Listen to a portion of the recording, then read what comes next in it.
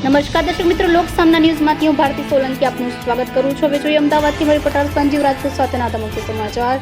ભક્તિ, પરંપરા અને આનંદના અનોખા સમન્વય સાથે આ નવરાત્રિમાં રાધે ઇવેન્ટ્સ દ્વારા રાધે રાસ બેનો એક અનોખો ગરબાનો ઉત્સવ ઉજવાશે, જ્યાં ભક્તિ, પરંપરા અને આધુનિકતા એકસાથે જીવંત થશે. દરેક ઢોલના તાલે રાધા કૃષ્ણના પવિત્ર પ્રેમની રાસલીલા ફરી જીવી ઉઠશે. અમદાવાદમાં વિવિયાના ફાર્મ ખાતે 10 દિવસ ગરબાનું આયોજન કરવામાં આવ્યું છે, જેના અનુસંધાનમાં યોજાયેલ પ્રી ગરબા ઇવેન્ટમાં આરજે દીપાલી અને સિદ્સાબ અને ફાઉન્ડર અને ગરબા આયોજક નારાયણ ગઢવી, કરણ દેસાઈએ માહિતી આપી હતી. આ વર્ષની નવરાત્રિમાં ખેલૈયાઓને અનેક જાણીતા કલાકારોના સુર પર ગરબાના તાલે ઝૂમશે. લોકપ્રિય ગાયિકા ઈશાની દવે, લોક ફ્યુઝન માટે જાણીતા અધોરી મ્યુઝિક તથા પિયુષ ગઢવી અને ડિમ્પલ બિસ્કુટવાલા પોતાના અનોખા પરફોર્મન્સથી ગરબાની રમઝટ બોલાવશે. ખાસ કરીને અમદાવાદમાં પ્રથમવાર શિવ શક્તિ થીમ સાથે જાગરણ મંડળીનું આયોજન કરવામાં આવ્યું છે, જેમાં ઉજ્જૈનથી આવેલા 30 કલાકારોએ રાત્રે 2 વખત દિવ્ય સંગીત અને ભક્તિ સાથે ડમરૂ આરતીનો અનોખો અનુભવ કરાવશે. નમસ્કાર, મારું નામ સિદ્ધાર્થ ત્રિવેદી છે અને નવરાત્રી બસ હવે આવી જ ગઈ છે એવું કહીએ તો એમાં કંઈ અતિશયોક્તિ નથી.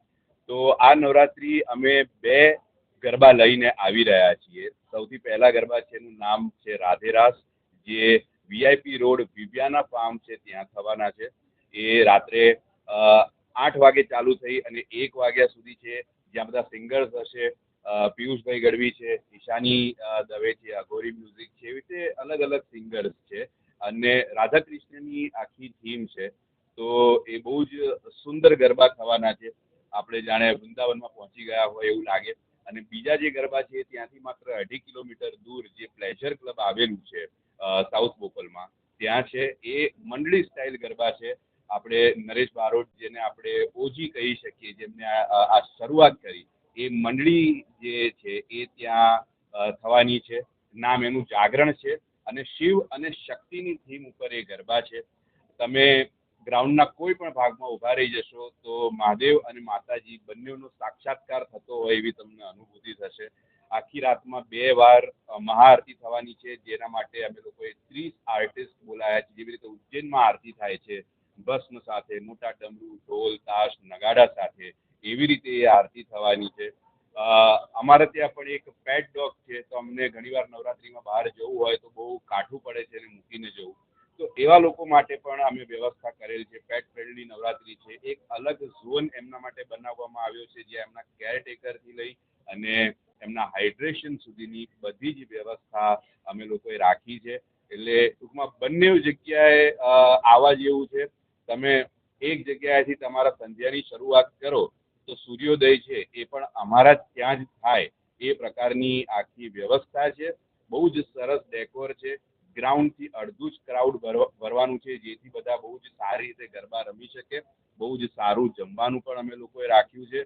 તો બધા જ જે મિત્રો છે, જે મારા દર્શક મિત્રો છે, જે મારા મીડિયાના મિત્રો છે, એમને બહુ ભાવભીનું આમંત્રણ છે કે આ નવરાત્રી રાધે રાસ અને જાગરણ બંનેમાં અચૂકથી આવજો. જાગરણનો ટાઈમ જે છે રાત્રે 10 વાગ્યાથી લઈ અને સવારે 6 વાગ્યા સુધીનો છે. જો ખેલૈયાઓનો મૂડ હોય કે અમારે 7 વાગ્યા સુધી પણ રમવું છે તો અમારી એ પ્રકારની પણ તૈયારી છે. અત્યારે એની ટિકિટ જાગરણની જે છે એ અર્લી બર્ડ માત્ર ને માત્ર 700 રૂપિયાથી ચાલુ થાય છે, જ્યારે રાધે રાસ જે છે એની ટિકિટ જે છે એ 500થી છે અને એ રાત્રે 1 વાગ્યા સુધી થવાની છે.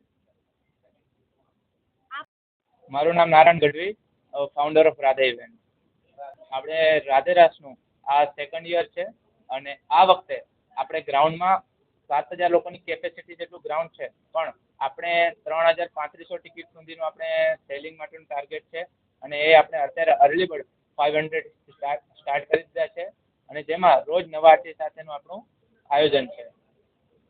આ વખતે અમારું બંનેનું અમે જે ધ્યાન આપ્યું છે ને એમાં રાધે રાસમાં પણ કે જે ગ્રાઉન્ડ છે એક્ઝેક્ટ એનાથી ક્યાંય 100 મીટર કે 500 મીટર આગળ જઈને પાર્કિંગ કરવાની જરૂર નથી. એક્ઝેક્ટ પાર્ટી પ્લોટની એક્ઝેક્ટ બાજુમાં એનું પાર્કિંગ છે અને એ પાર્કિંગ લિમિટેડ થતા હોય છે જ્યારે આવી કોમર્શિયલ ઇવેન્ટ હોય. તો અમે એની બાજુમાં જે એક્સ્ટ્રા જગ્યાઓ હતી તો 2 એક્સ્ટ્રા પ્લોટ પણ લીધેલા છે કે જેથી કરીને કોઈને પાર્કિંગમાં બિલકુલ તકલીફ ના પડે. સાથે અમારી સિક્યુરિટી ટીમ પણ અમે વધારી છે કે જેથી કરીને બધું આયોજન સુરક્ષા સાથે ચડવાય. આપણે લાસ્ટ 3 વર્ષથી આપણે મેડિકલ ટીમને તો આપણે આપણા આયોજન ઉપર રાખીએ જ છીએ, સાથે આપણે ઇન્સ્યોરન્સ પણ લીધેલું છે અને પ્રોપર સુરક્ષા સાથે બધું કરીએ છીએ. ગ્રાઉન્ડની કેપેસિટી આપણી એક્ઝેક્ટ 6 થી 7,000 લોકોની છે, 80,000 સ્ક્વેર ફીટ છે, પણ આપણે એની અંદર 3500 સુધીનો ટાર્ગેટ છે.